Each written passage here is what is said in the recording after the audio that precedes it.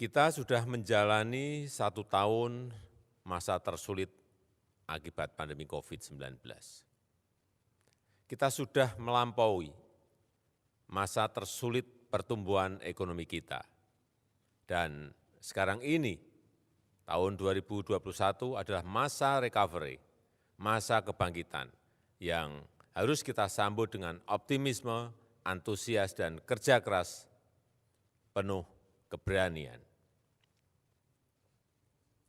Lembaga-lembaga keuangan dunia, IMF, World Bank, OECD, memprediksi pertumbuhan ekonomi Indonesia di tahun 2021 akan tumbuh positif antara 4 sampai dengan 5%. Dan kita harus membuktikan bahwa Indonesia bisa lebih baik dari yang diperkirakan. Syaratnya sederhana. Energi bangsa harus bersatu, harus fokus untuk menangani krisis kesehatan dan mendongkrak pertumbuhan ekonomi yang berkualitas. Bapak Ibu yang saya hormati, kunci pemulihan ekonomi kita adalah kemampuan dalam mengatasi pandemi. Kemampuan kita dalam mengatasi pandemi. Penanganan 3M, 3T, dan PPKM skala mikro harus terus kita lanjutkan.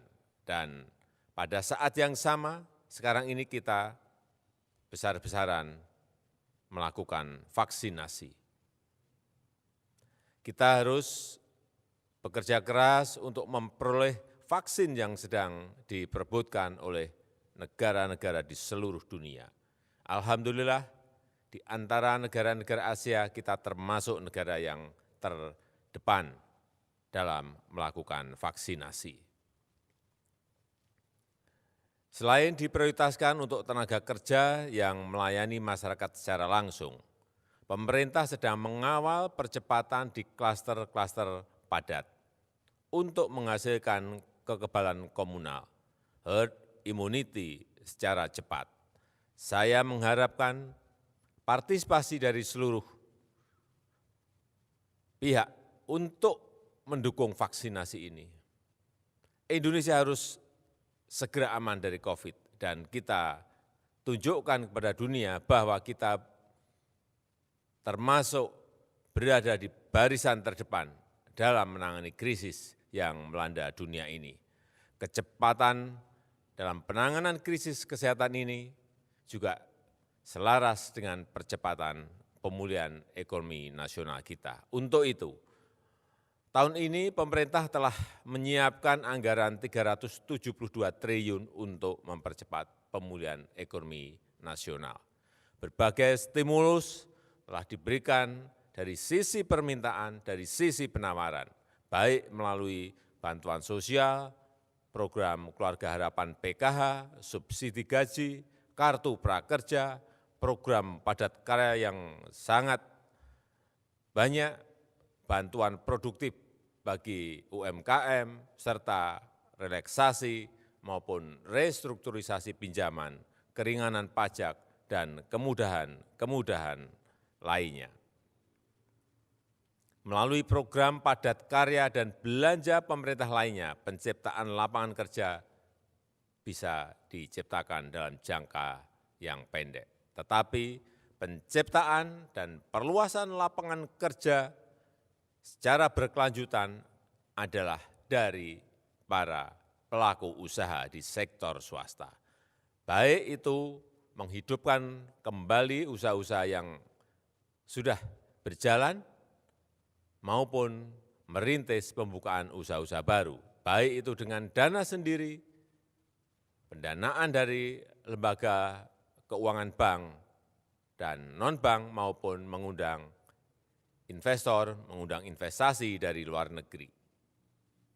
Bapak Ibu yang saya hormati, dalam rangka mendorong pergerakan perekonomian di sektor swasta, kredit perbankan harus tetap dikucurkan dengan penuh kehati-hatian dan tetap menjaga kesehatan bank.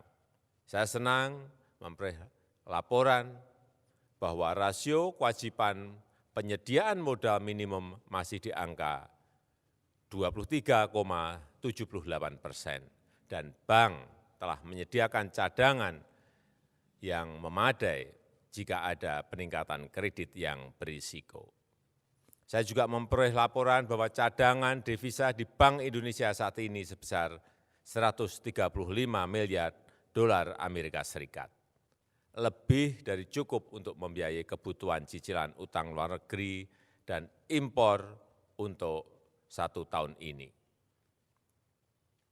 Rupiah pun cukup stabil.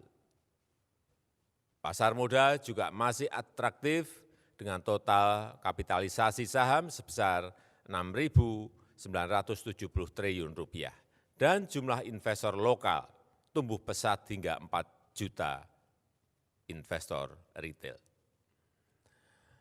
Pertumbuhan ekspor lebih tinggi dibanding impor, sehingga terdapat surplus neraca perdagangan tahun 2020 sebesar 21,74 miliar dolar Amerika Serikat. Padahal tahun 2019 defisit kita sebesar 3,59 miliar dolar Amerika Serikat. Bahkan realisasi investasi PMA dan PMDN juga melampaui target hingga 101,1% senilai 826,3 triliun. Dengan perincian 50,1% adalah PMDN dan 49,9% adalah PMA. Penanaman modal ini diinvestasikan di luar Jawa 50,5% dan di Jawa 49,5%. Investasi sudah sedikit bergeser ke luar Jawa. Artinya kita mempunyai modalitas, kita memiliki modalitas yang kuat untuk bangkit dan untuk tumbuh.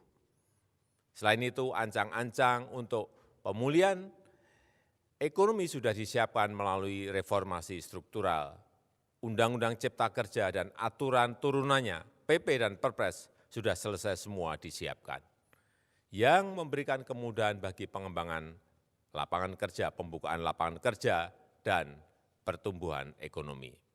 Sovereign Wealth Fund, INA, Indonesia Investment Authority, juga telah terbentuk agar kita mempunyai alternatif pembiayaan baru yang murah. Modalitas kita yang kuat ini akan semakin efektif bergerak atas dukungan Bapak, Ibu, saudara-saudara semuanya.